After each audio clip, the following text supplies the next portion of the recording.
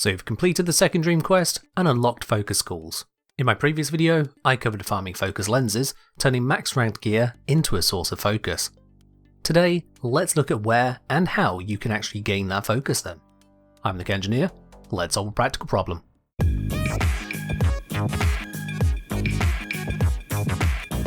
As we get going, make sure you also follow me on Twitch at twitch.tv/theengineer, and you can discover how 171 domestic drones managed to make their way into my orbiter.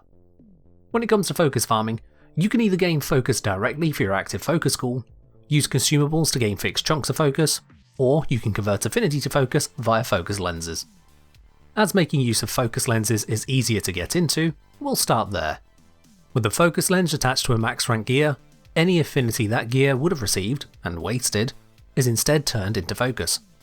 More affinity, more focus.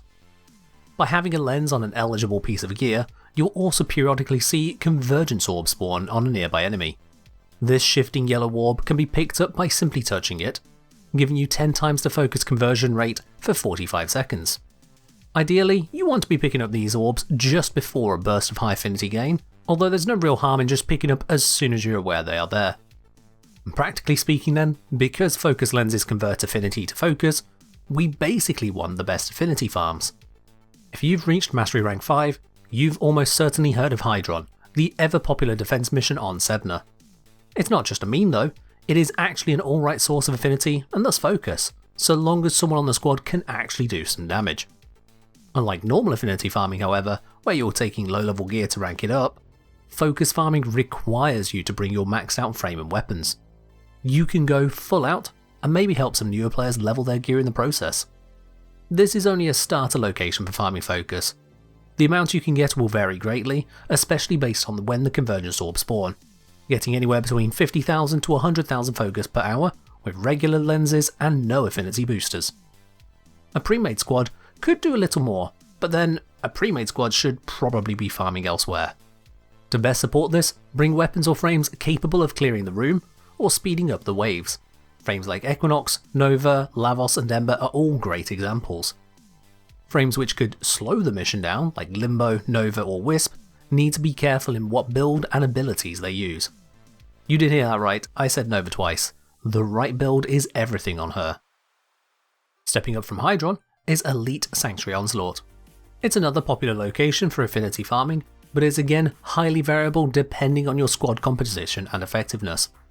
One thing that makes Elite Sanctuary Onslaught so good is that it automatically gives you a focus orb every time you move to a new zone, starting from zone 2, so you want to be at your peak in those first 45 seconds. There are many ways you can go about maximising your returns, though my personal favourite is using Mirage. If you haven't already, make sure you check out my triple build guide for Mirage, which includes a build specifically for this. When you're just getting the hang of ESO, you may get as low as 100,000 focus per hour. As you and your squad get more efficient, that can climb to over 400,000 focus per hour, again with only unboosted regular lenses. Given that you can double this with an affinity booster, or 2.5 times if you add on an affinity blessing, you can see why pushing for the absolute best lens isn't always that necessary. With 2 lure lenses, affinity boost and affinity blessing, you could cap out your daily focus in under 15 minutes in the right squad. There is that crucial element though, the right squad. So if you'd rather use your focus lenses solo, you can try your hand at a stealth run. The Exterminate mission Adaro on Sedna is a prime location for this.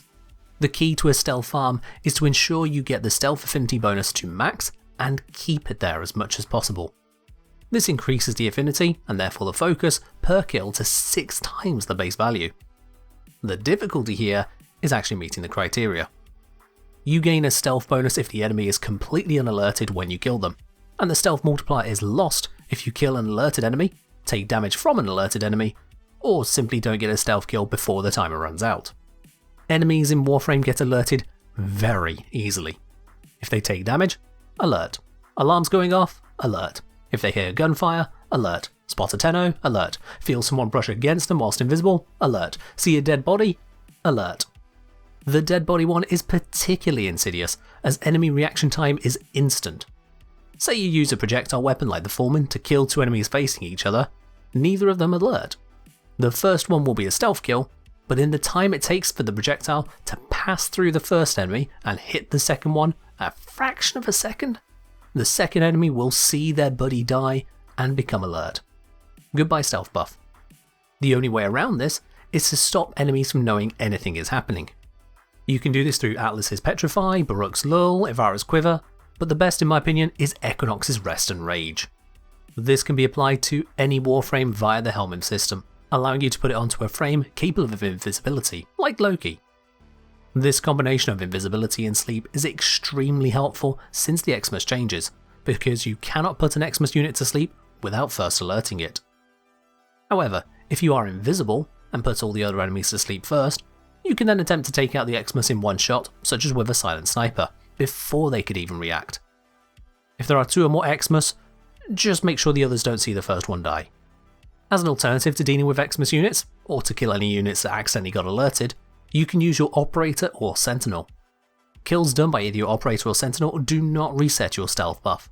However, using Operator means you have to have a suitably strong amp, and many amps are no longer silent, meaning they can alert other enemies. Only the Motamp, Schwark Prism, Ran Prism, Cantic Prism, and Sirocco are silent now. As for your Sentinel, not only is there the noise risk, the Sentinel will only attack enemies if you become visible. These drawbacks mean that trying to keep your stealth buff may sometimes be less efficient than just cutting your losses and killing the alerted enemies in the normal fashion. You'll be able to get your stealth buff back in just a moment. Now, how good this stealth focus farm is will depend on how effective you are at it. You can expect between 100,000 focus per hour when just starting out, to over 250,000 focus per hour once you're confident with the process. Again, those numbers are with regular lenses and no boosters. Okay, you've got a lower level, high level and solo stealth option for focus farming with lenses now. How about gaining focus without lenses? Once you've completed the Angels of the Zariman, you can run the Exterminate and Void Cascade missions for focus gains, among other things. Both of them spawn a decent number of Thrax enemies, worth 2,500 focus each, as well as spawning a single Dormant Void Angel worth 15,000 focus.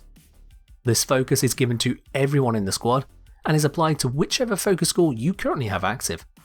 As ever, your mileage will vary depending on how effectively you can handle these missions, solo or in a group. From my own runs, I can average around 300,000 focus per hour from these 2 mission types, with Exterminate being just a bit faster for me. Crucially, this is completely independent of any lenses, boosters, blessings or other affinity modifiers. You should still have lenses equipped for the normal enemies, but this will only be a small fraction of the focus you'll be gaining per mission. These 2 Zariman missions are a solid option to farm if you don't have boosts, allies or the very specific setups other farms need. It's entirely up to you what loadouts to bring, as a huge variety is perfectly viable. As for the other new missions, Void Flood and Void Armageddon, both of them can give you focus, but they come at a slower rate. Finally then, we have the focus farm with perhaps the highest investment to really get into. It's also one you're going to have to do at some point or another to unlock all available focus nodes through removing waybound restrictions. The farm I'm talking about is of course Eidolon Hunts. By capturing an Eidolon, you will get some enhanced Eidolon Shards, a combination of Brilliant and Radiant depending on the Eidolon you are capturing. These higher tier shards can be converted to focus in your focus interface, giving a boost to any school of your choice. The most important thing about these shards is that they do not count against your daily focus cap, allowing you to farm as many as you want and use them whenever on whatever. The focus you can gain this way is 25,000 for just capturing the Terror List, 65,000 for capturing a Terror List and Ganch List, or 155,000 for capturing the Terror List, Ganch List and Hydra List. Now before you get excited, this is not about to turn into a full Eidolon guide. That would need its own video to do it justice. Suffice to say, if you don't know where to start, a Radiation modded Rubico Prime, a Vault, a decent amp, Maduro's Void Strike, and an Amisha Arcwing will certainly get you started. You can use a Necromech too, but it's not really necessary. You can only do Eidolon Hunts during the night time on Cetus, which is 50 minutes out of every 2.5 hours. Still, you could do more than one tricap, that is, capturing all 3 Eidolons, each night.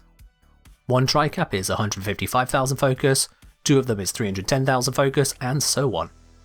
Particularly skilled players can achieve as many as 6 tricaps in a single 50-minute night, netting a full 930,000 focus for any school of their choosing. Doing this requires a good team or very high skill in capturing Eidolons, as well as being able to jump into Cetus the moment it hits nighttime. If you're more like me, you probably log in to see Knight in 1 hour almost every time. There is a third type of Eidolon Shard which gives focus, the synthetic Eidolon Shard, although this one has nothing to do with Eidolons. It's an uncommon drop from Rotation B on normal and Elite Sanctuary Onslaught. At best, doing 6 waves of Elite Sanctuary Onslaught only, this will contribute a whopping 2000 focus per hour, which may as well be a rounding error. It's a token bonus when you get them, but nothing more.